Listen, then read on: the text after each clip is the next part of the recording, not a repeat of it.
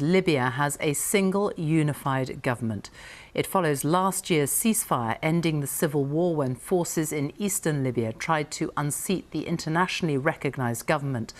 The end of fighting means the horrors of those years are now being exposed. Our Middle East correspondent Quentin Sommerville reports from the town of Tarhuna. Some viewers may find the images in his report disturbing.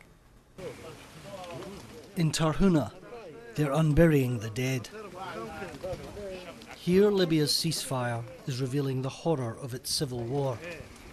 Some of the bodies were dumped here only last year. Many bound, blindfolded and tortured. In these graves, they've found men, women and children. 140 bodies and counting, a tally of the war's brutality carved in the desert sand. Tarhuna is a town of ghosts, where the dead are buried twice. Today it's Ismail's turn. This number might match his body to his family's DNA. It's one of 13 burials today. Abdul Maman Mahmoud has lost everything. Ismail was his brother, the fourth member of his family he's brought to this cemetery. They took my family from their homes. They were just civilian.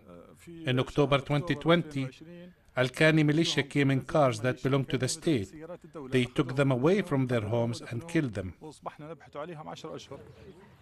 And others are still searching for relatives who fell foul of the local militia. If you have money, you die. You got in discussion with me, you die. You don't support me, you die. You die for nothing. This is what happens when a state collapses, when militiamen and warlords hold a gun to a country's head, a knife to its throat. Libya, for the first time in years, has a unified government. But the question here is, will the gunmen who committed atrocities across this country still rule here? The 7 Al-Qani brothers, that's Mohsen on the right, terrorised this town. They played both sides in the civil war. They were the law here. They picked the wrong side and were run out of town. Libya's had a vicious 10 years. The country was split in two, and extremists thrived.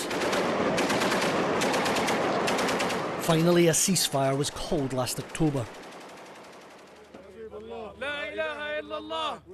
That's allowed a respite of sorts for funerals old and new.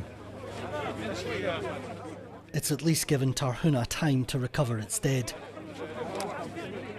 But elsewhere in Libya, the killings haven't stopped. Despite a ceasefire, the men with guns haven't relinquished power and are still adding to the country's body count.